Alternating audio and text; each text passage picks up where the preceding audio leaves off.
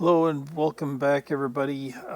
Know it's been a while since my last video, but today I wanted to talk about building a low-cost center of gravity device. With the arms on this will be adjustable to where you can for different size aircraft. And so there's not going to be much audio in here, mostly video. So I'm just going to let you read through the list of materials here, which is a 10-foot section of Schedule 40 pipe. The fittings here, if you need to pause it to see those, you can. Same with, I'll have a list of tools, which should be coming up here. There they are. And those obviously is a saw, something to cut the PVC drill bits, and a hobby knife there. But yeah, I'm going to be cutting out here now and let you just watch this here. I'll add some audio in, and I'll add some comments at the end too for your reference.